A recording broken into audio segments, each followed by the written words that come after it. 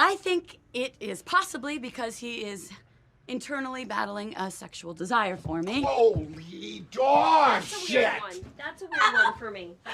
I'm sorry, guys. It doesn't take a psychiatrist to correlate Adam's romantic interest in you with a repressed fantasy toward me. I don't want to fuck my sister. No one is saying you do. Caroline just did. That is true, and Caroline, that goes in the category of things we should never say out loud, ever, no matter what. This is what she does. She finds a way to drive a wedge between people so everybody ends up just as unhappy as she is. I She's don't sick. want a wedge She's between sick us. in the You're brain. sick! You're sick in the brain!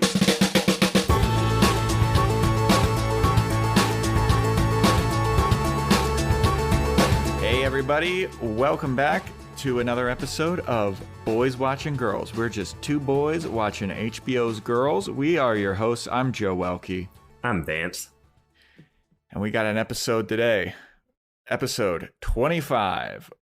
Episode 5 of Season 3, titled Only Child, directed by Trisha Brock, written by Murray Miller, original air date February 1st, 2014. And if you remember from the last episode, I said that this was an insane drop-off in viewers. This is the lowest I've ever seen it.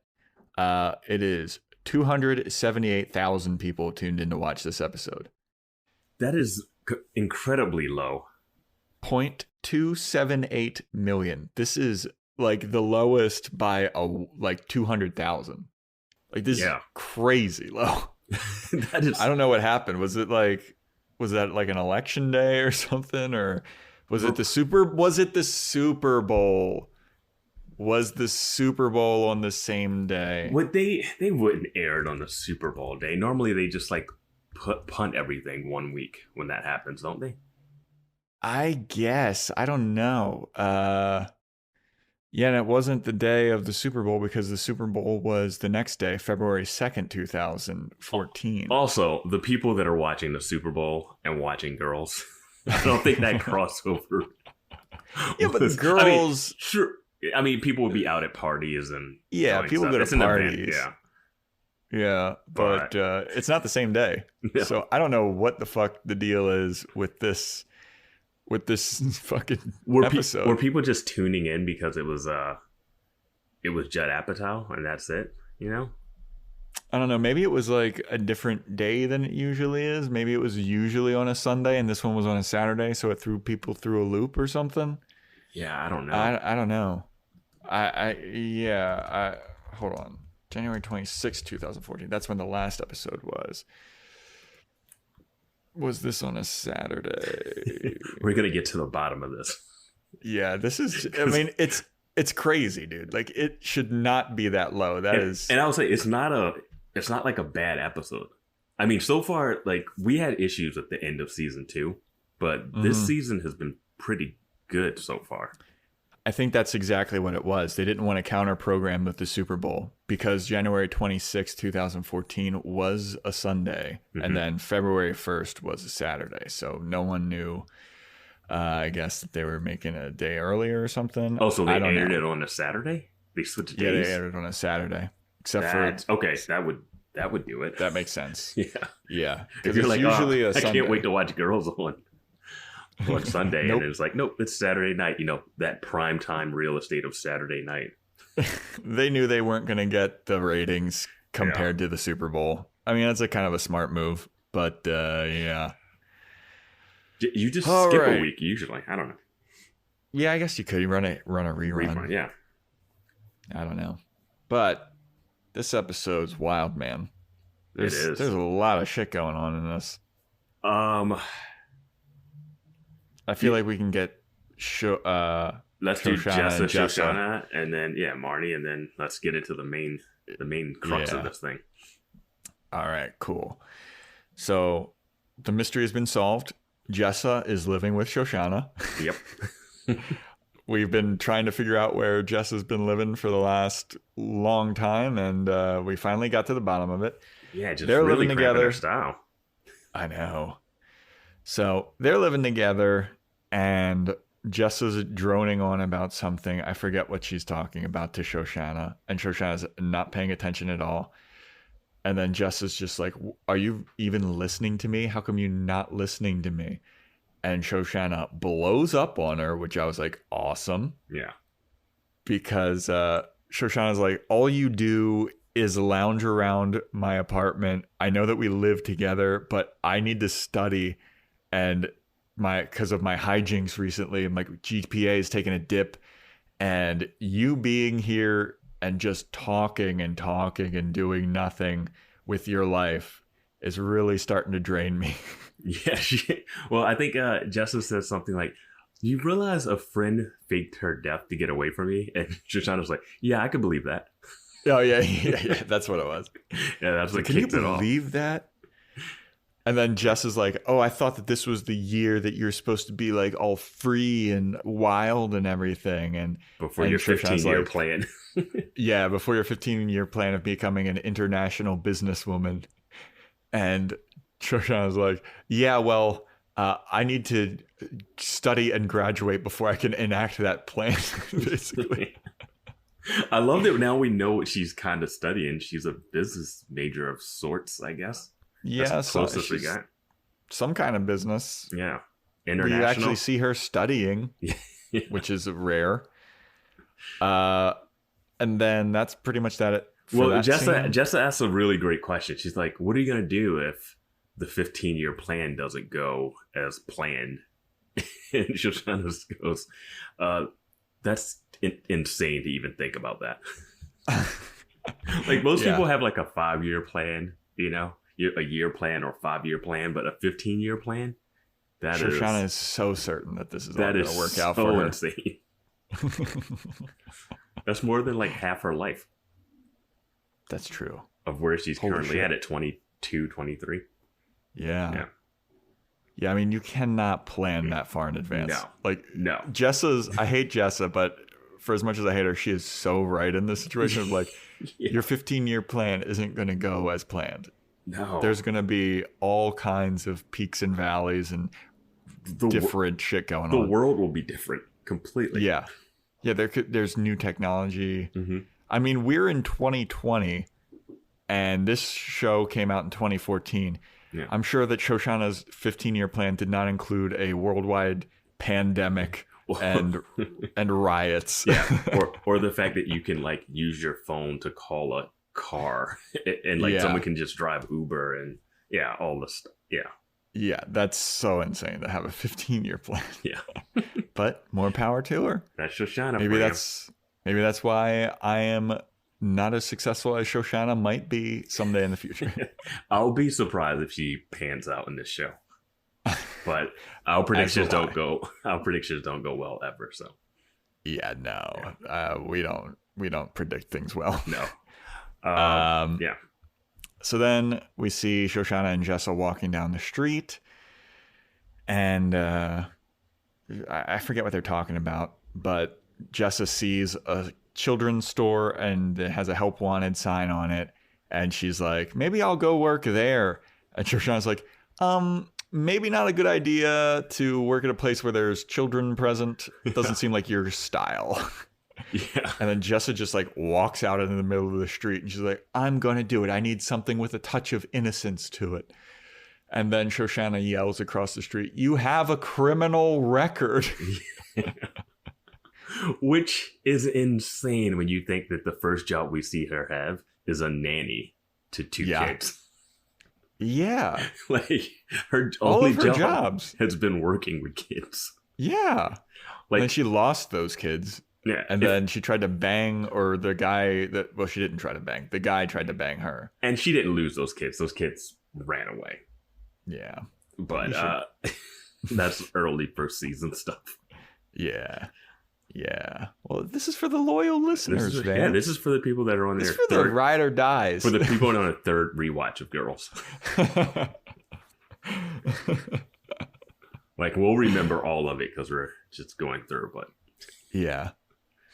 And that wraps up their story. Yeah, I really thought we were going to see her get the job or just see her in there. I don't know why she's not working at Grumpy's. Yeah. She knows Ray. It's a coffee shop. That's true. Ray doesn't hate her. That's true. Marnie just quit. Yeah. It's an opening and he only hires girls. The girls from Girls, so. Yeah, it would make sense if Jessa would start working there, but I guess not. They could wax philosophical about the world and how it's all fucked up and shit. Yeah. But now we got to see Jessa making fun of hipster moms. Yeah. And like telling them that their kid's going to grow up to be nothing. Yeah. And that's that for those two. So real easy on those. That was real quick and fast. Yeah. And now we get into the meat of some shit going on with Marnie. Yeah. First we see Marnie. She's calling Hannah, and Hannah's in the middle of something that is a little bit important, which we'll get to in a bit. Mm-hmm. And Marnie has, I guess, adopted a cat or just took one from a teenager who had kittens. Yeah, she just has a kitten now. Yeah, that cat was ridiculously cute, though. Me and my wife, we have a cat. You have famously on this podcast mentioned that seeing dogs' faces make you smile and seeing cats' faces make you upset. Yeah. But Not this cat turned you around. Well, that cat didn't even look like a cat because she was saying that she got a cat. It was a pure furball. I saw its face and I was like, that looks like an Ewok. Like, it didn't look like a cat at all. You know how much casting they had to do to get the right cat? Yeah. Did you see Keanu? True, man. Did you see that movie Keanu? I did see Keanu. That cat is like the cutest, most adorable cat you could possibly find. Like, I just imagine that casting call of like, no, get it out of here. Wow, what a fucking forgotten movie. Like, everyone's like, oh, Jordan Peele, Get Out, Jordan Peele, Us. Like, we forgot about Keanu. Was that him? Did he direct it? No, they were just in it. They were just acting in it. Okay. It's a good movie, fun. It's a fun movie. It's a fun movie. Don't think about it too much. Yeah, that's true. But there's something that happens at the beginning of this scene that happened later when Hannah calls her dad, where people just don't listen to the other person that they have called. Yeah, dude. Like, dude, Hannah's like, I'm sorry, Marnie, I don't have time to speak. And she's like, oh, I got a coffee and then I got a kitten. It's just nothingness. It's like not a conversation that needs to happen. It's not priority. No. They're just so self-involved. Yeah. And Hannah's like, look, I've got some real serious shit going on. I can't do this right now. And then Marnie's like, when can you ever do it, Hannah? You're never available anymore. It's like, yeah, because she's writing a book and she's still working at Grumpy's and she's got shit going on. Her publisher, her editor just died. Like she has real life shit going on. Her editor just died and now she's living with her boyfriend's sister who is an insane woman. Yeah. She can see your cat some other time. It doesn't have to happen that moment. Hey, Marnie, text a picture of the cat to Hannah. Text her. Hey, Joe, our cat did something really cute. Drop everything. Get over here. Joe, I'm calling you. Our cat is cute. Yeah. So, okay. Yeah, that's essentially what that was. Yeah. So later on in this episode, Marnie shows up at Ray's place and she immediately starts trashing his place. Not really trashing his place. She's trashing him and she's surprised that he lives in such a nice place because she thinks he's like scuzz. Yeah. Well, she also has never been to guys in her life's apartments because everyone she goes to is great. She goes to Charlie's and she's like, whoa, this is amazing. Yeah. I was like, you could have gone to your boyfriend's place. There's no reason for you to go to Adam's place unless she was going to do what I think she was going to do. Yeah. So she goes over and she's like, this place is really nice. This is really big. No offense. I just wouldn't have expected you to live in such a nice place. And he's like, well, thanks, I guess. It's not the best, but, you know, I'm making it work. And she's like, from what Hannah told me, this place was supposed to be like a shithole.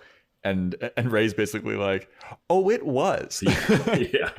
It was an absolute shithole. I had to do a lot of work in order to make this not a shithole. And I was kind of looking at the apartment and it looked okay.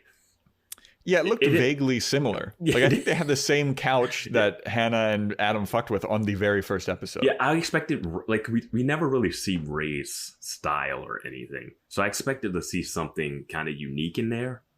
He had a bunch of guitar amps and he had a bunch of records. Yeah, I mean, he's in that. They were in a band or whatever. But it wasn't anything like, it just looked like a apartment. Yeah, it was very brown and yellow. Yeah. It's just an apartment. Yep. So, aside from insulting Ray, the real reason that Marnie shows up at Ray's place is she wants to know, what's wrong with me? Yeah. And we have to say, Ray is on his way out the door to go play basketball, which she's like, I didn't believe you would ever do that. Doesn't care that he's on his way out. Just barges in. Does not care. Yeah. And this is not a 5-second conversation that they're about to have. Yeah. She barges in and Ray's like, I'm about to go play basketball. And she's like, oh, okay. Well. And then she didn't really tell him why. So Ray's like, I'm on pins and needles here. What are you doing here? Yeah. And Marnie goes, Ray, I just need you to tell me what's wrong with me. Why is my life going the way that it is? I felt the need to ask you because you like to tell people what's wrong with them anyway. Mm-hmm. So I feel like giving you free reign to do so would make you so happy. Yeah. And I was like, yes, she just teed that up. He's going to hit it out of the park. And he does. And boy, does he. Yeah. He fucking is like, are you sure you want to do this? Yeah. And she's like, yeah, I really need to do this. He goes, because I'm not going to hold back on you. And then she's like, no, this will be good for me. And he goes, all right. You are extremely judgmental, which is his first point. And because of how she came in there. Just how she came in there, making fun of his apartment, the neighborhood. His neighborhood, his neighbors, everything. He's like, you're extremely judgmental. Mm-hmm. You're unbearably uptight. Mm-hmm. And she uses people. And I was like, he really just cut to the core of her. I was like, God damn. Yeah. And he, you could probably hear dogs barking in the back. Yeah, it was like apartment. It happens once a day. I don't know what it is, man. They're upset about Ray's breakdown of Marnie. They're like, Joe likes a cat now. We gotta get him. It's like, this is treachery, betrayal. Yeah. But she calls him a fat. Ray says that she's just overall a fat phony. Yes, calls her a huge fat fucking phony. Yeah. Not pulling any punches. She uses people, and then he's like, that's basically the core of it. You're just a huge fat fucking phony. Mm-hmm. And it's so true. Yeah. And Marnie's not taking this well. And which is, I was like, she's like, really? You think I'm judgmental? And he's like, yeah, you came in here, you fucking judged my apartment, you judged the neighborhood immediately. Yeah. She's like, you're unbearably uptight. And Marnie's like, well, who isn't uptight? And Ray's just looking at her like, are you fucking kidding me? And he goes, and you use people. You use people and you're a phony. You're a huge fat fucking phony. That's the core of it. The thing that got me was, I don't know what Marnie expected to hear. Because the fact that you go over to Ray to ask him this seems like you're at the lowest point and you're just like, something has to change, right? She knows that something's wrong. And then Ray's like, here's what's wrong. And she's like, go fuck yourself. You go to Hannah or somebody for pep talky kind of no, you're doing all right. You just hang in there. You go to Ray when you're at the honest truth. And that's what it seemed like she was going to. And then when she got it, she was like, I'm glad I came over here. What do you mean? Yeah, well, thanks. I'm glad that I did this. Yeah, he didn't volunteer. You asked for this. Yeah, he didn't volunteer to tell you your problems. Yeah, dude, you fucking asked for this. Yeah. But Ray, at the end, he pulls it around and he goes, and you know what? I know I'm old enough to know that all of this stuff about you just comes from some kind of place of deep insecurity. Maybe it's because your father left or something. But deep down, I know that you're a good person and I like you because deep down, I know that you're trying and you mean well and you're ultimately a good person, but you just got to fucking work on this shit. Yeah, her insecurities are what makes her sympathetic, is what he says. Yeah. Yeah. He says, what makes you a sympathetic character? And I was like, no. Okay. Yeah, I mean, they really just lay out her whole character of Marnie. If you're reading a bio, it's that's it. Yeah. If someone was like, why should I like Marnie? You have to show them this episode. This is and I'm still going to be like, you don't have to like Marnie. You're kind of stretching it. Yeah, you don't have to like Marnie. It's a bit of a stretch here. People I talk to really have issues more with Marnie than with Jessa. Oh, really? I feel like they accept Jessa's brashness, but no, they can't take that Because I feel like people know more people like Marnie than they know people like Jessa in real life. Yeah. Well, because they don't know people like Jessa because they'd never allow someone like that into their life. Because she's Everyone's the worst. faked their death to get away from a Jessa. Yes. It's just a bunch of Jessas walking around like mourning their dead, fake dead friends. Can you believe that a woman faked her own death to get away from me? Yeah, totally. Yeah. Oh, So boy. it's at this point that Ray's like, maybe I went a little too hard on you. Do you want like a hug or something? Like, is this gonna be okay? And then Marnie's has her head on the table because she's like, oh God, this is all true, and I know that this is all true. Oh. And then she stands up and they start hugging, and he's like, hey, like, you're gonna be fine. Like, you're a good person, whatever. And then as they, I guess, start to, what is it, descend from the hug, separate from the hug. What? De-embrace? Yes, as they de-embrace, they get the look in each other's eyes, and then they just start making out hardcore. I didn't think, like, I saw the hug and I was like, oh man, this is TV sitcom, like, where that hug is gonna turn into something more. And then when they pulled back, I thought she was gonna try and he was gonna like kind of push back and not do it or something. I had several different thoughts of how this was going to happen, and what happened is not what I thought was going to happen. I thought at first he was going to hug her, and then he was going to get a boner, and she was going to be like, oh, you're a pervert. Oh, get away from me. Fuck off, Ray. And then she's just going to like dismiss all of the good critique that he did, you know? Mm-hmm. And she could just dismiss him as a creep because he had a boner or whatever. Yeah. I thought that was going to happen, and then that didn't happen. And then when they de-embraced, and then I thought what you said was going to happen, where she would go for it, and he was going to be like, no. And I was going to be like, yeah, Ray. Yeah. But instead, what happens is they just get their fuck on. Well, they go at it so funny. Like, they just like, it's so fast and jittery. And like, she starts, it reminded me of, it reminded me a lot of like when her and Charlie hooked up in that office. It reminded me of when her and Reynolds, Elijah hooked up. Well, at first her hookups are all jittery and like, yeah, at first I was passionate. thinking that, but it was something about the like when her and Elijah hooked up, it had more of a slow ease into it because they were talking on the couch and kind of flirtatious, and this had more of a like, oh God, let's just do it. I don't care, you know. Dude, the fucking incest in this show. Well, it's not incest. It's not incest. But you know, like, it's like we Ray might have some incest happening. Oh yeah, that's true. Ray hooked up with Shoshanna, who's one of the girls. Yeah. Marnie used to date Charlie, who was in a band with Ray. Like, this is a web of. But this is every TV show that happens. All the characters just start swapping around and hooking up with people. You know, that's true.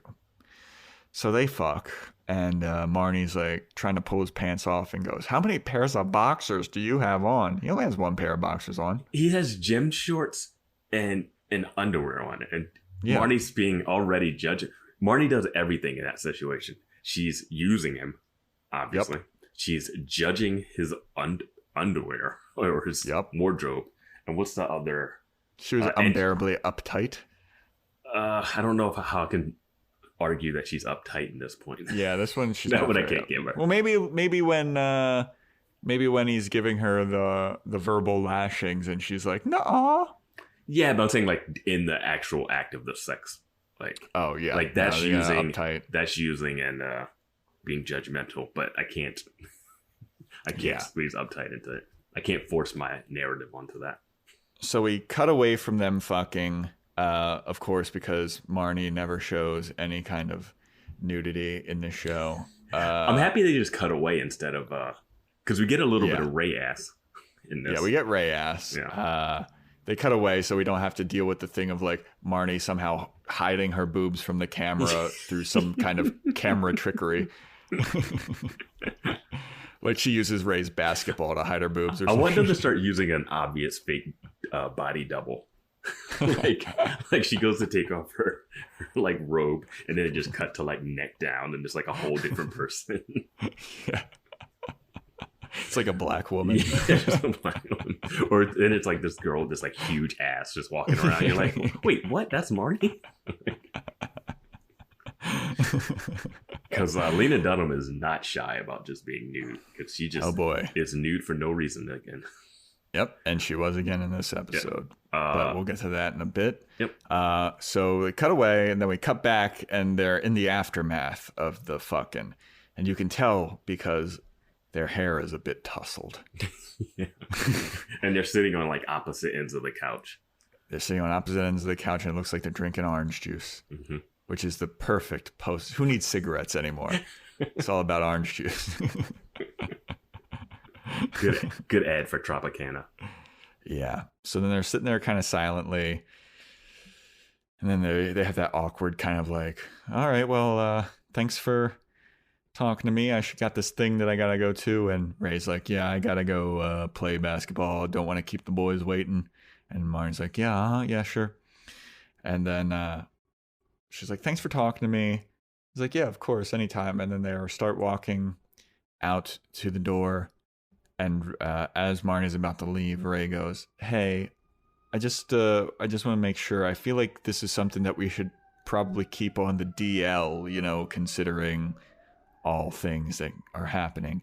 And Marnie says, go fuck yourself, like I'd advertise this. And then Ray just looks like, yeah, should have known that was coming. Yeah, it was one of those ones where I'm like, is that just to put a kibosh on the fact that they'll hook up again? Because that wouldn't, they could still randomly hook up. Marnie. Yeah, I feel like they might hook up again. Well, everyone wants to know this, because I've predicted that Marnie will hook up with Adam. Yeah. And that's one I've been sticking with since episode 1, I feel like. I still think it might happen. I'm not going to hold out. I'm not going to give up on it until the last episode. But I will say I'm one step closer, because she did it in Adam's apartment. She's one step closer to having sex with Adam. I hope it'd be great if the grand finale of this podcast is us interviewing Lena Dunham or something. And we're like, were there ever any plans to write that Marnie was going to hook up with Adam at a certain point? We won't even have to say that, because she's going to bang Adam last episode. That's going to be the whole last episode of the series. It's going to be weird. Everyone's going to hate it. This is Vance fanfic. Oh, definitely not my fanfic. Definitely not what I want. I'm only hanging on to it because I made a prediction, and if that one comes true, it validates all the other wrong ones. Yeah. But at this point, I actually think Ray might end up sleeping with all the girls. That'd be hilariously awesome. He's already 2 down. That's true. Jessa's a loose one. Jessa's a loose cannon. That could happen on just a wing. And then I think Adam might kill Ray if he does it. Yeah, that'll be the last we see of Ray. And we know Ray can't fight because David beat him up. Yeah, it's true. So yeah, that wraps up Marnie. But nice transition, Vance. Speaking of David, we start this episode at David's funeral. I think the cops that were near you are now near me. Yeah, yeah, dude. So much background noise in this episode. Dude, I also moved near the Burbank airport, apparently. So if you hear planes flying by, that's what that is. Dude, they rerouted.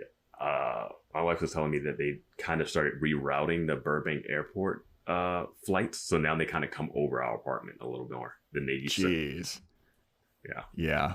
There's a lot of planes going around during the day, every day around my apartment. But anyway, we're at David's funeral. Hannah and Adam show up, and Hannah's like, oh my God, look at how many people are here. You never know how many people's lives you're going to touch until you die, and you have a funeral. And Adam's like, hey, do you know anybody here? And she's like, there's David's assistant. And so she goes up to, I forget the guy's name. Bob is his name. I think, was this the guy that walked into the office the one time and David was like, are you working out? Stop that. Was that the guy? I don't think so. Yeah, it didn't look like him. Yeah, But yeah, whatever. It doesn't matter. I don't know who Bob is because I never saw Bob as like David's assistant. Did we? We never really saw too many assistants. Just the guy that came in that one time. Yeah, and I'm not sure that that's Bob. Yeah, that's fine. Anyway, so she goes up to Bob and she's like, "Hey, Bob, so sorry for your loss." And then a woman comes over and Her name is like, Annalise. Annalise, and she starts talking to Bob and consoling Bob. And then out of nowhere, Adam's just like, "Hey, I'm Adam." And then he's like, "Oh, and this is Hannah." And she's like, "Oh, Hannah." Then she looks back at Adam. She's like, "So how did you know David?" He's like, "Oh, I don't. Hannah does." She's pointing at Hannah like, nope, she's the one. Yeah, which is such a great, that small, tiny Adam moment is so perfect. Yeah. So then she's like, "Oh, well, how do you know David, Hannah?" And she's like, "Oh, I'm writing a book with David. He had me writing a book for him." And then Annalise just starts getting like hysterical, like, "Oh my God, you're the girl that David was always talking about. He loved your writing. He loved you and everything that you did. And oh my God, it's so nice to finally meet you. He always told me that I need to meet you. And this is great. I'm going to love meeting you. And you've overcome so much in your life." And Hannah's like, "You know what? I have overcome a lot. And like, it's really awesome that David was talking about me." And then Annalise goes, "Yeah, you had all these obstacles with your Tourette's and your obesity. And then Bob goes, "Oh, no, Annalise, that's Paige. That's not, this is Hannah. That's a different girl." And then Hannah's looking like, "Obesity? I don't have Tourette's. I have OCD." He's like, I'm a little overweight, but I'm not obese. I'm like, yeah, she's like, "I never thought of myself as obese and maybe a little chubby, but like." And then Annalise is just like, "Oh my God, I'm so sorry. This is a mistake." Yeah. And then she drops the real bomb. Yeah. She drops the real bomb. Which is that she is David's wife. Which is where everybody is like, what? Yeah. And everyone's just kind of looking around like, who the fuck? This is David's wife? David's so obviously gay. He was on Grindr. Yeah. He was hooking up with dudes. Yeah. And she's like, "No, yeah, we're..." And then Hannah's like, "Oh, you live together as in like you're not only roommates, but you're also maritally living together." Yeah. She's like, that's who we are." And then don't we get the all black girls title come up, which I kind of like that one. It was just all black for the girls. I actually logo. didn't see that one. It was all black. But that sounds pretty badass. Yeah. Fucking AC/DC shit. Metal girls. Did you notice in this funeral scene how bad the background audio was? Like, I don't know if you were watching it with the headphones, but like the whole like ambience of like people talking in the background of the scene was just like mixed in a weird way. At least Really? on what I No. was listening to. It was just like, "Hey, oh no, yeah, do that." It was like really weirdly mixed together. Oh, no, I didn't hear that. Yeah. I had too many airplanes flying overhead. You know what? Actually, what the problem is now I have an air conditioner, and the air conditioner is extremely loud. So anything like that, I can't really hear. But if you were listening into on that, it was, I don't know. For me, the mix felt a little weird, but that's behind the scenes talk with Vance Tucker, everybody. That fucking... That's what you did. Fucking. Oh, and yeah, listen to Vance on that. What was it? The Mike and Dave. I was on the Adventures of Danny and Mike podcast. Danny and Mike. Yeah, it was a good time. You get to talk about some behind the scenes production shit. Yeah, I talked about Vance a little bit of my time working on film sets with these guys and working on Grand Theft Auto 5 with these guys. And none of them remembered how they met you or whether they met you or if they even knew you. Danny completely forgot that he had met. Well, I mean, GTA was so long ago, but we met on that. But I met Mike Morona years ago on a film set, and like we had hung out outside of that, played soccer together and stuff. So yeah.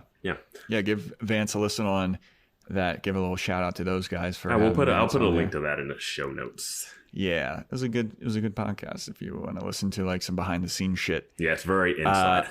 Yeah, it's very inside the industry. It's valuable to know though. But we talked about Willem Dafoe's Rubber House, so that's always something. Yeah, that was weird. Yeah. But anyway, sorry. Back to the girls.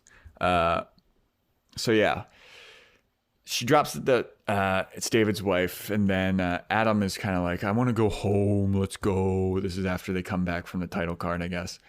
And Hannah's looking around, just kind of like, well, I don't really know what's going on with David shit. And Annalise comes back, and she drops yet another bomb on Hannah that Hannah cannot handle. And it's that Mill Street, the publishing company that David worked for, all of the titles that were under David's supervision are now canceled. And Hannah's like, I'm sorry, what?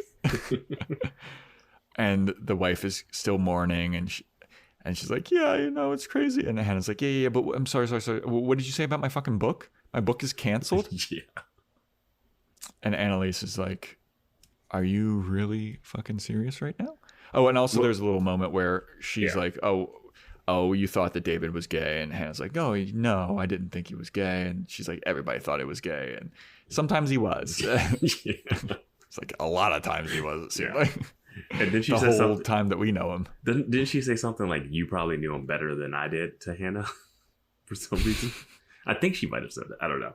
But Hannah asked like about the book once she finds out all of David's book deals have been like canceled or whatever. She's like, so is there someone I could talk to about this? And Annalise is fed up. And she's like, if I give you a name of someone, will you just leave? Will you get the fuck out of here? Will you get the fuck out of here? And Hannah's like, yes. Yeah. and to me, I was like, Hannah, that is a success. Yeah. Like you won. Like that's all you wanted to get from this funeral was information on what would happen next. Yep. And that's all she was looking for last episode, selfishly. Yeah. And now she finally got her answers and fucking did it in the middle of a funeral to the guy's wife. So typical. Yeah. Peak Hannah right there. Like, if you're going to do anything, maybe you talk to Bob, the assistant, Yeah, like, right? Like, I, for some reason, also with this episode, I thought the whole episode was going to take place at the funeral. I was ready to hunker down. Because, I mean, we go to Marnie. They leave the funeral, obviously. But I was, like, all ready for this to be, like, a fun...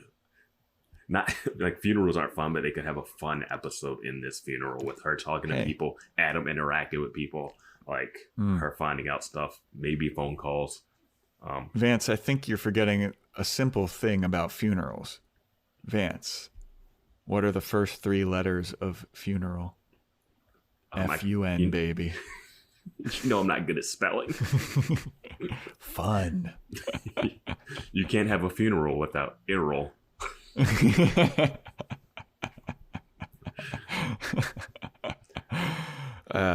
So that's where we leave the funeral.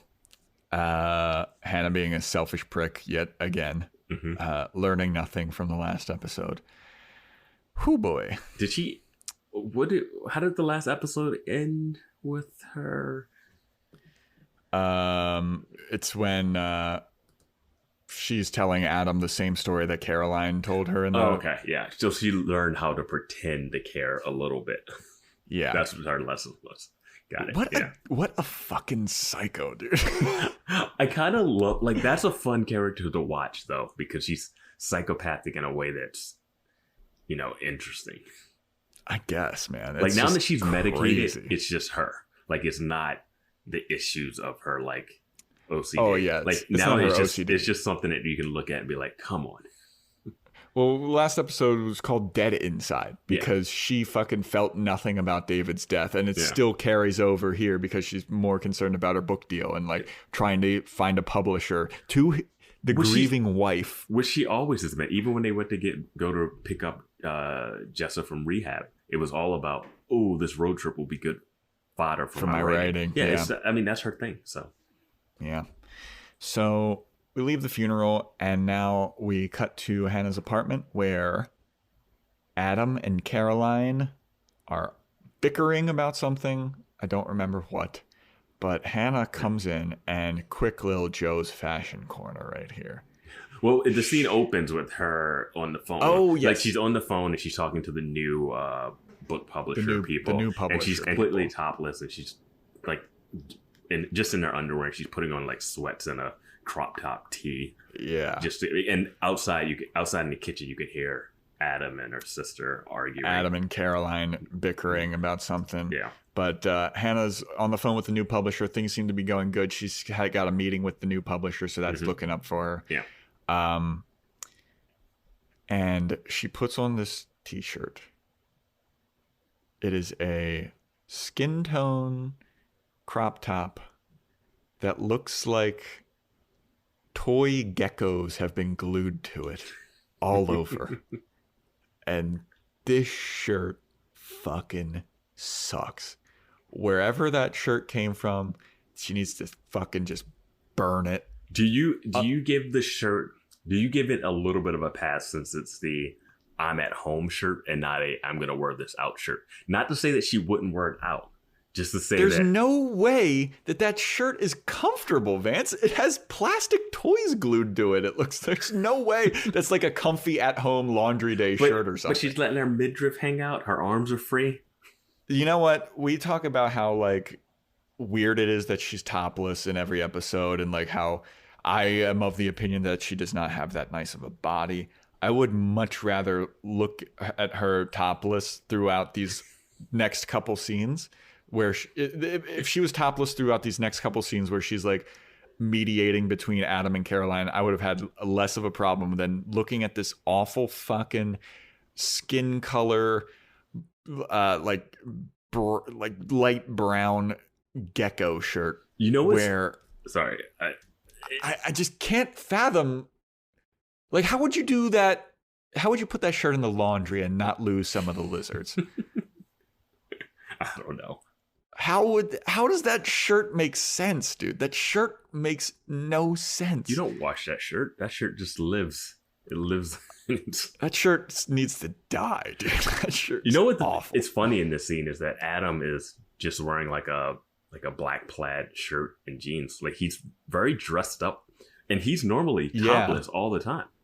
He's normally topless or wearing like just a plain blue t-shirt. Yeah, I'll be interested to see if it's because his sister is around.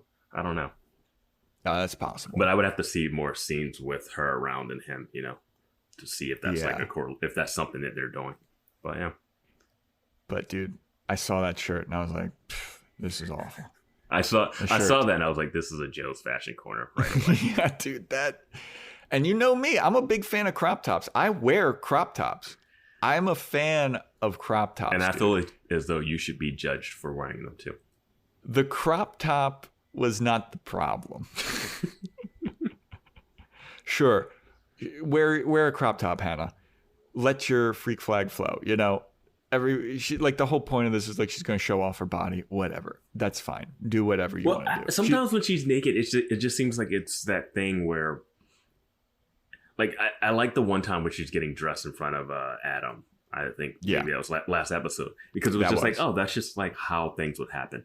This one, you could kind of say that, but you could also have her already have the shirt on making a phone call. Like it's not oh, this is just how couples work and we're showing you realism. It's just like, all right, here's some full frontal for like 2 seconds. Yeah, it added nothing. Yeah. Like if you had the shirt on, it would not change one bit. Yeah. And when she put the shirt on, it subtracted a lot. All right, but let's get back to Adam and his sister.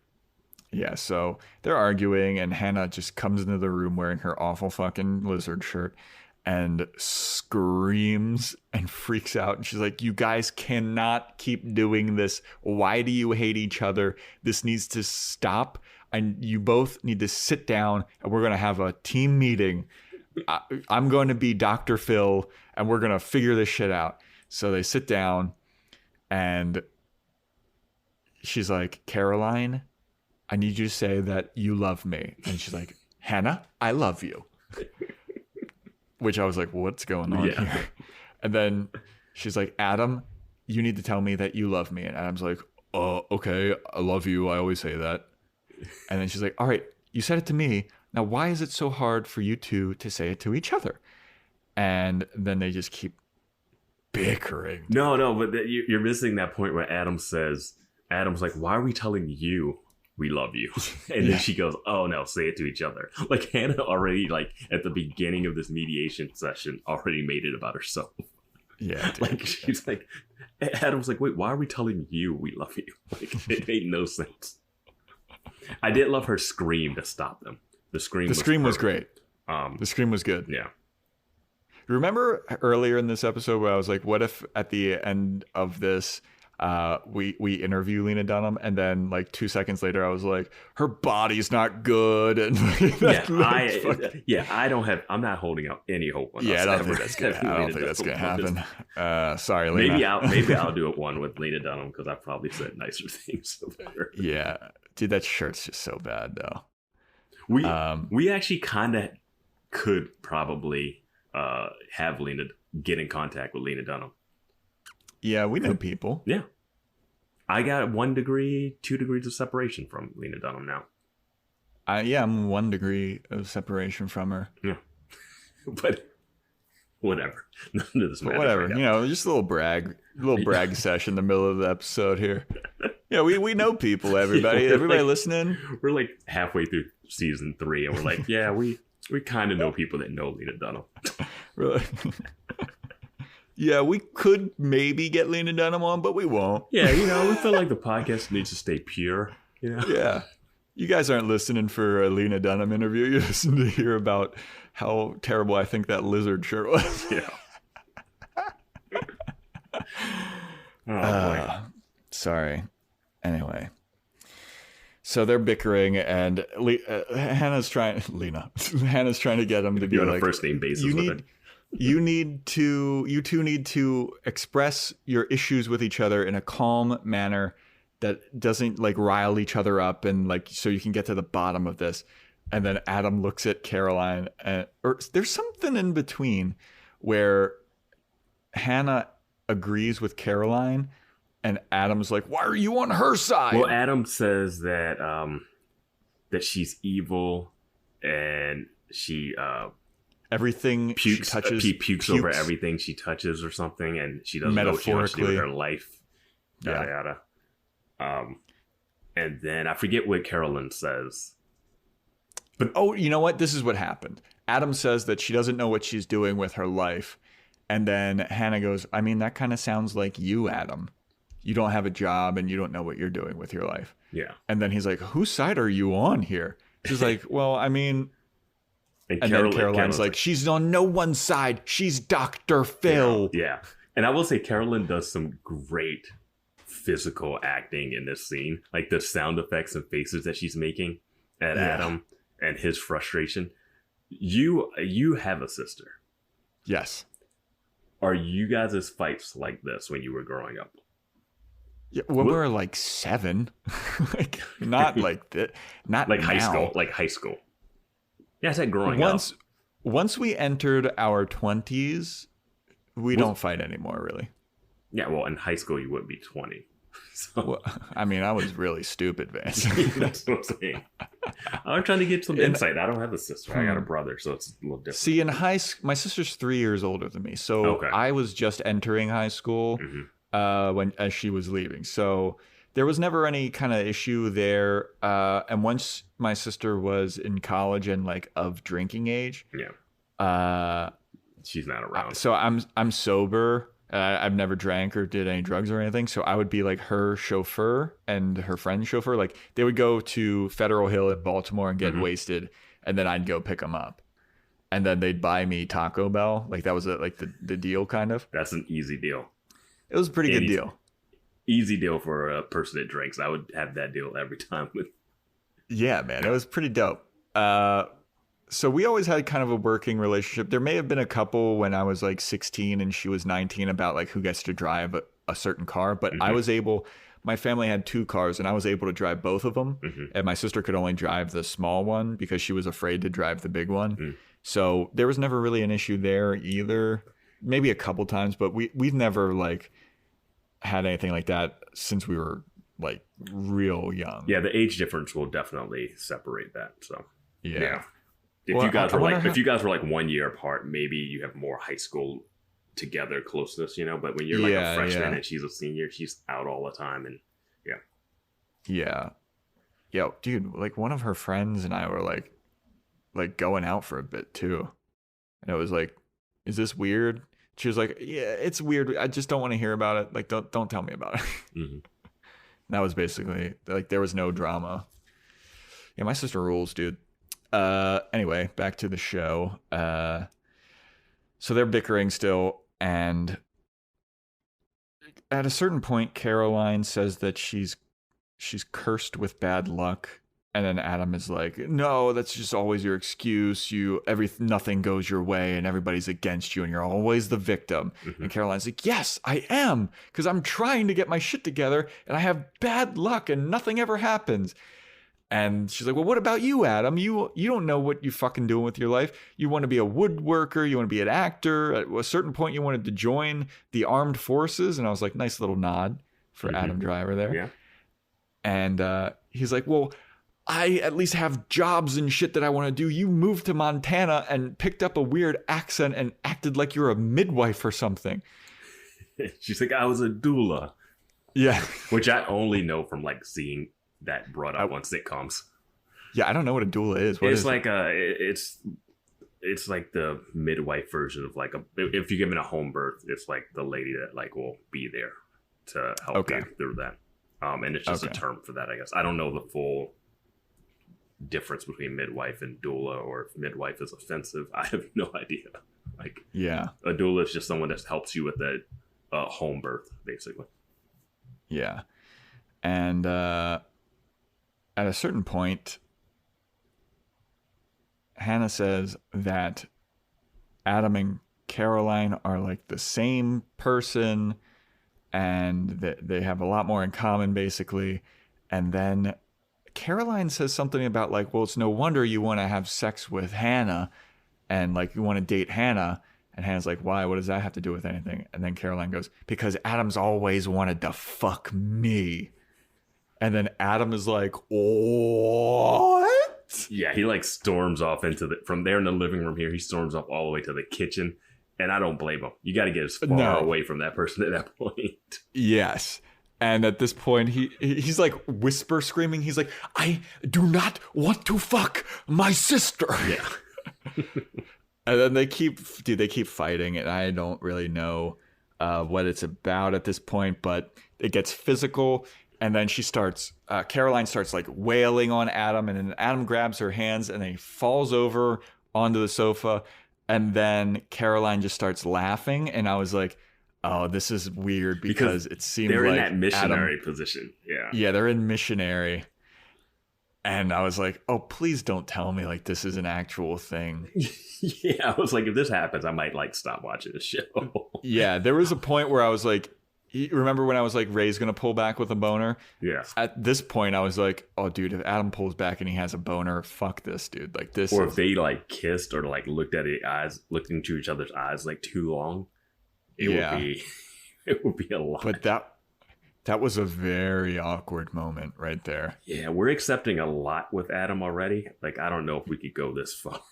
Yeah, no, I don't think so. Yeah. But he really listens to Hannah. I mean, he banged his sister in front of her, but like, I'm like, I don't know about this guy. He was cool when he was peeing on people in the shower, but this is like, yeah, what happened to that, Adam? Yeah. The fucking piss fetishist. Yeah.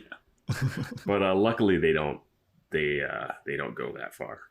Yeah, thank God. But Hannah at this point mentions that, why are you guys always fighting? Like, I'm an only child, and I always just wanted to have a sibling that I could always like talk to or hang out with. And that was thinking, did Lena Dunham have siblings? She has siblings, right? Or no? I don't know. All I know about is her cousin that she that's what I was allegedly thinking. Yeah. At some point, we're gonna have to look up the controversial the actual story. I know. Maybe after the season, Maybe after this season we'll dive into it. But yeah, so she brings that up. They kind of like start being like, okay, we'll listen to each other a little more, I guess. Yeah, at this point, Hannah goes, all right, Caroline, why can't you guys say that you love each other? And then Caroline's like, okay, Adam, I love you. And then Adam goes, oh, I do, whatever. He's like, I do love you, whatever. Yeah. So she did it. She mediated. It's a big therapy episode where seemed pretty successful at that point in time. Yeah. At that point in time. Yep. So then Hannah meets up with her new book people, the new publishing company. They love her. They compare her to Mindy Kaling. Yep. They're laughing at all of her little jokes and they did Hannah say like you guys laugh a lot and it's weird? Yeah, right towards the end, like she just kind of calls them out on it, and that's when that guy just goes into like a crazy laughing fit. Like this, yeah. I'm sure she's making fun of some type of meeting that she's taken where everyone has like fake laugh. Like MTV did years ago. Jay-Z was released an album and he had to like record it, like him going around pitching it. And there's like a boardroom meeting where he's pitching like his album to like Walmart or Target. So imagine a conference room full of like suits and he's playing like a song of his and just bopping his head and they're all in their suits like, yeah, okay. Yeah. And I'm just like, it is so insane. Yeah. I feel like those meetings are, I don't know. I've never had one because I'm not successful, but you're still working. You're still on year 3 of your 15-year plan. It's fine. Yeah, right. Yeah. But yeah, I could see this totally happening in a meeting. Like they're asking what her brand is, and she says that her brand is like she's fatter as she gets further away from the coast, and they're cracking up. And she goes, I guess my brand is Tombstone Pizza. They die laughing. And then she goes, well, I guess my other brand would be like I'm the friend that keeps talking when they shouldn't. Like you have something that you tell your friend group and you think it's just between your friends, but I tell everybody. And then they crack up at that too. Dude, my favorite thing is like the woman there's this guy Bob, and the woman, she's like in charge, I guess, and like Bob is like one of those people that is higher up but like not senior or whatever. Well, that's not Bob. Bob's the other guy. Not Bob. Sorry, it's Mo. Sorry, I got Bob and Mo mixed up.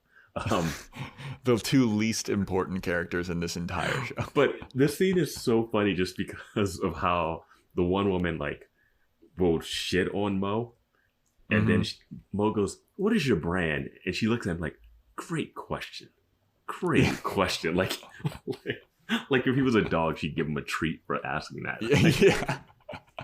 And then she's laughing. She's got big fake laugh. He has big fake laugh. But at the end, he can't stop laughing. No, yeah. Like he can't turn it off. Dying laughing. And she's looking at him like, all right, that's enough. Yeah.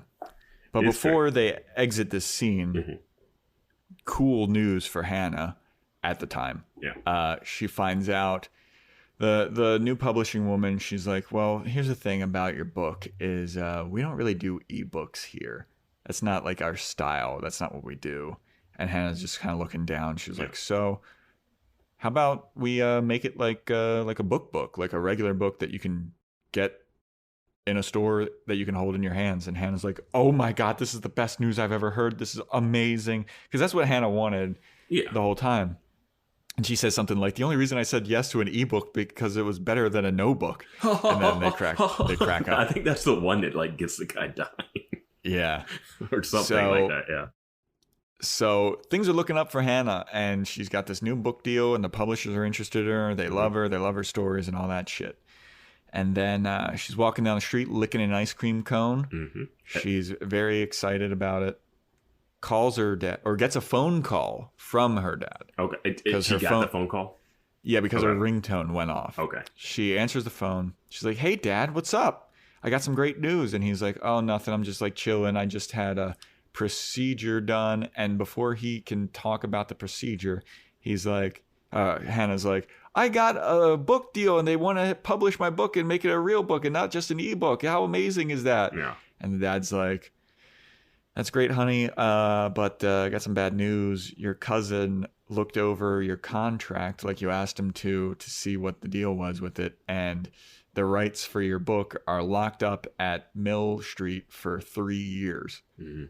And Hannah's like, what? Are you fucking serious? Mm-hmm. And he's like, yeah, our cousin, your cousin's a lawyer. He looked it over. And she's like, well, he's a lawyer for like sandwiches or something. Like maybe if we were asking if Turkey's going to sue tuna, we should call, I think his name is Ike, Cousin Ike. Yeah. She's like, maybe we'll call Cousin Ike then. But until then, this fucking sucks and he's full of shit and he doesn't know what he's talking about. And maybe you're loopy from your fucking procedure and you're all drugged up or something. And the dad's just on the phone like, okay. Which was a great moment for her to like acknowledge that it's a moment where she acknowledges that her dad mentioned procedure and purposefully ignored it. Like, cause she heard it and just decided not to address it. She was like, "Ugh, I don't want to talk about that. And then I got an ebook. I got a book deal." And he's like, and once she brings up the procedure again, he's like, "Oh, it's just a mole removal." And then she cuts him off again before he can even go into that.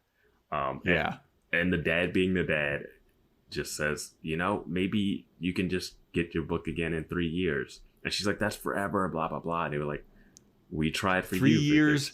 3 years may as well be a million years." Yeah. And he's like, "We tried 3 years for you," or something, like that. Oh, yeah. And I was like, yeah, man, she just shits on her parents and they've done everything for her.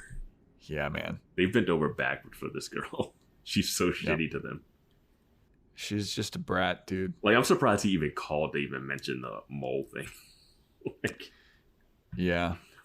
But he seems to like Hannah in a weird way. Like, he's the enabler one of her. Yeah, I mean, I guess, he loves his daughter. Yeah, I mean, she's a daddy's girl and he like wants the best shit to happen for her, but like, you do not want to read that book though. You do not want to read that book. No. So she's down. She's down on this. She's down. She's pissed. She goes back home. She's looking up the contract and she's reading it herself this time. And she's saying it's confirmed that like her shit's tied up for 3 years at Mill Street and she can't sell it to anybody else. And she's saying all this out loud to Caroline, who's at home.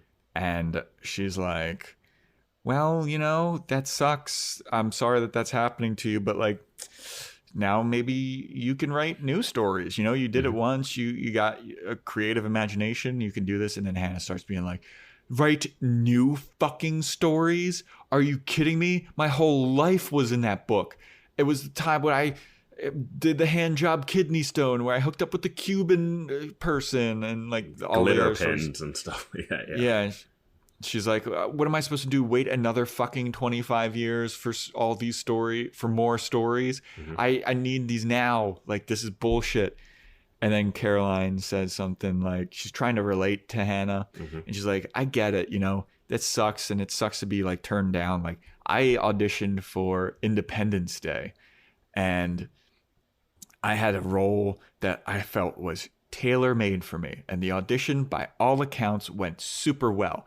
And you know what? I didn't get the part. But that didn't stop me. That didn't stop my acting career. And then Hannah goes, your acting career's fucking over. You don't act. And then Caroline looks at her and goes, you know what? Where's Adam? Adam should be here right now. He's never around when you need him to be. I also think that Independence Day story is like a meta commentary, because I think that actress probably did. I think she actually did audition for Independence Day. I could be wrong. I wouldn't be surprised if she did, because that seemed like a very real thing. Yeah. And that's the shit that actors always say. Yeah. Is they're like, I had this part, dude. I had it. Yep. And and then they just cast somebody else. Yep. And it's like, okay, yeah, sure, you had it, right. So then she starts going off on Adam. She was like, he's never around when you need him to be. Like, you're always panicking, and where is he? He's never here for you. And then Hannah This is like fantastic.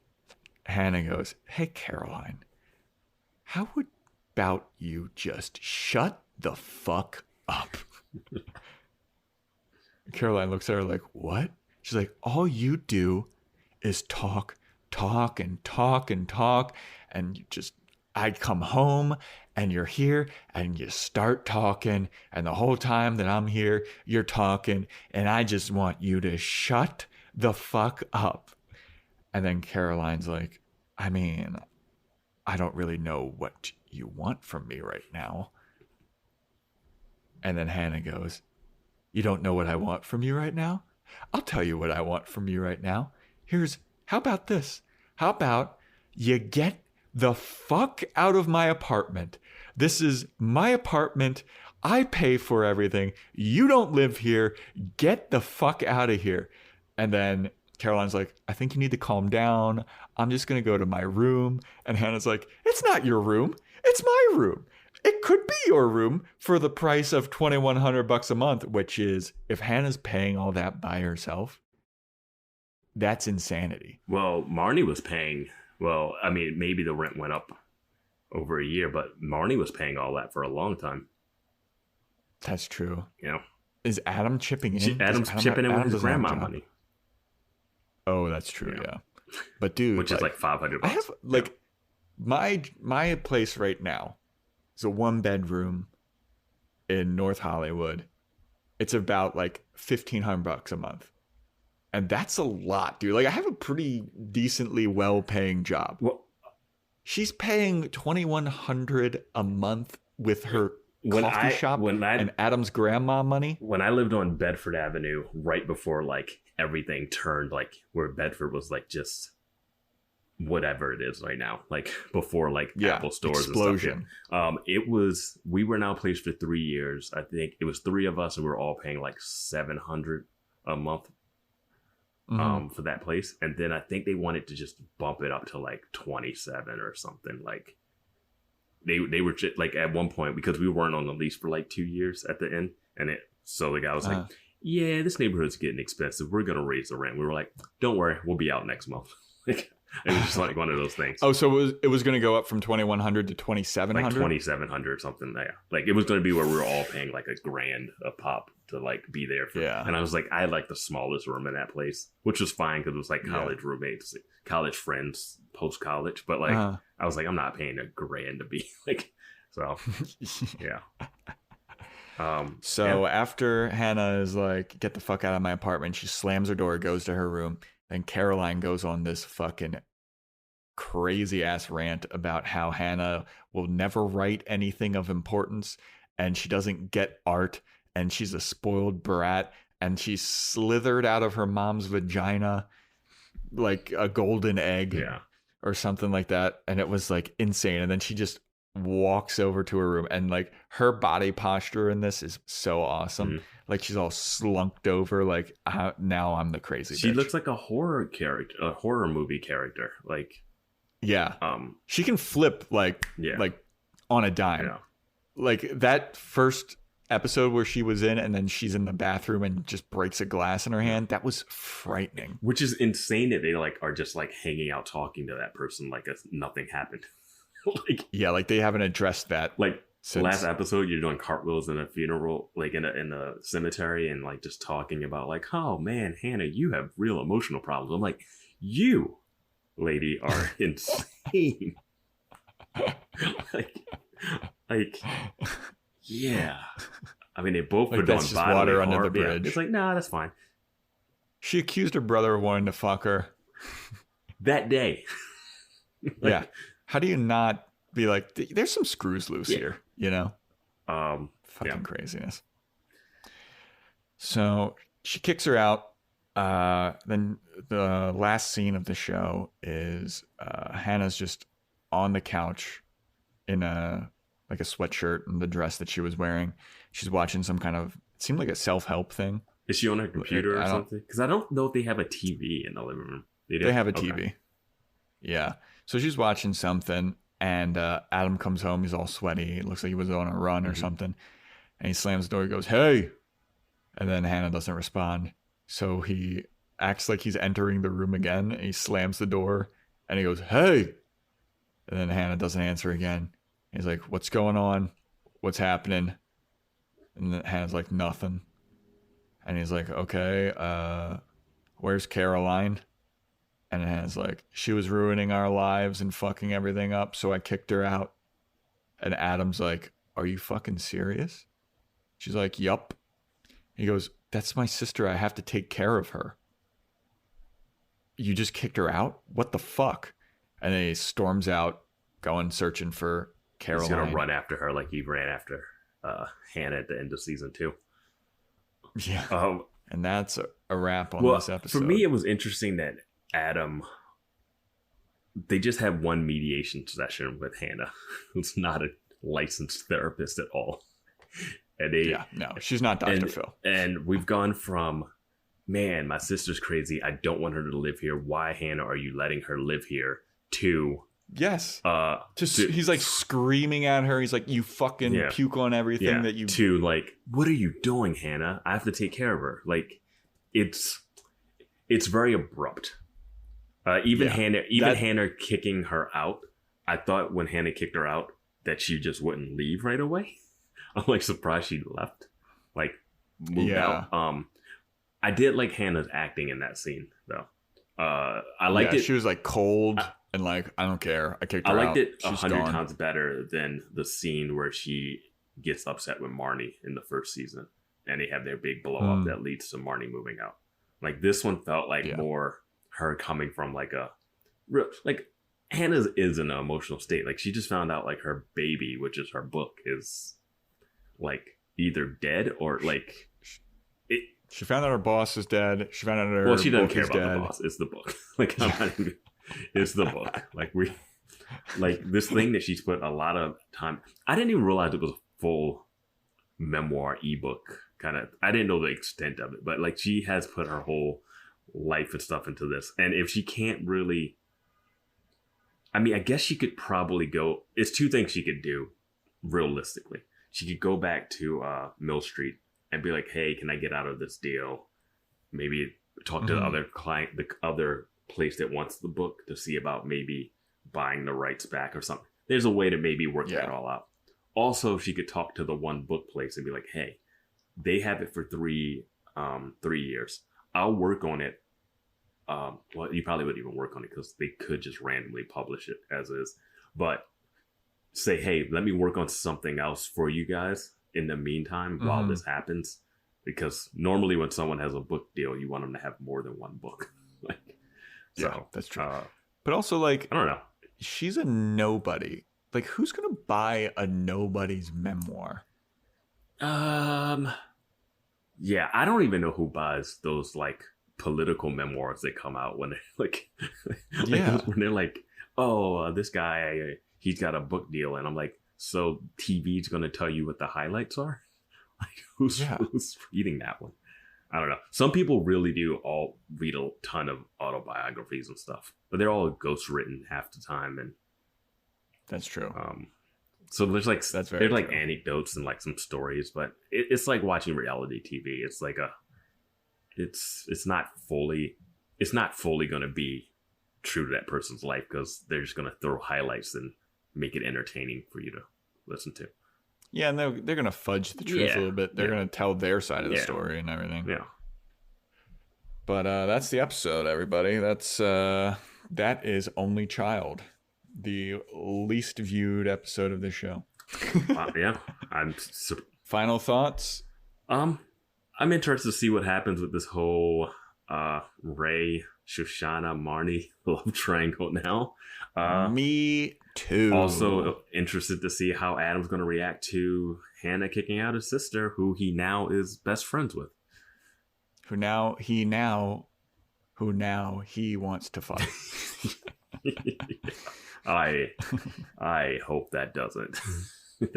My final thoughts on this episode is that lizard shirt sucked, but the episode was all right. Episode was decent. Yeah. It was crazy. A lot of unexpected shit going on. Really, I love the quick highs and lows of Hannah in one episode. She went from book being dead book being revived and better to book being dead again. I mean, I love seeing that, like, by default. Yeah, taking it out on others. Yeah, I mean, yeah, she did not need to blow up on Carolyn like she did. Like, she's not. It was. Yeah, no. Yeah, definitely not there. But Carol, she had it coming, though. Yeah, but not from her. I mean, Adam's been doing it to her the whole time. Yeah, but I'm saying, like, Hannah hasn't had a... We haven't seen anything with Hannah and her other than frolicking through a cemetery. The cemetery thing. So that's what I'm saying. I don't know. Sometimes maybe the actor's done. Maybe she's, like, only doing 3 episodes and she's like, I'm out. Or whatever. Yeah, maybe her contract's up. Maybe she got that part in Independence Day 2. No, Independence Day 2, they recast the girl that played the daughter of the president. It was Anne from Arrested Development, and they decided not to cast her and cast the girl from what's that movie? It Follows instead. Oh, the blonde girl? Yeah. Well, they cast her instead of the blonde girl from, like, Good Girls and Arrested Development and a bunch of other. Yeah. She was in the I forget the Duff. The Duff, was that a movie? The Duff or something? Yeah. I have no idea. You don't watch TV. It Follows sucked. I did not enjoy that movie. I really liked It Follows. A lot of people did, and I watched it and I was like, this is so dumb. There's so many, like, holes in the story. Disease from sex? No way.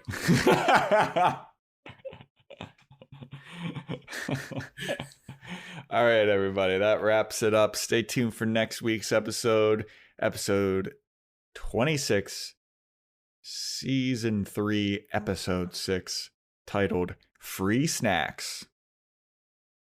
Who knows what that's gonna be about? I can't even. If I had to make a prediction for free snacks, I don't know if I think Shoshanna goes to a bake sale. I think Jessa is giving out free snacks at her new job. That's a better call. I don't know. You fucking never know. Yeah. All right, guys. Thanks for listening. I'll see you for the next episode. Later, guys.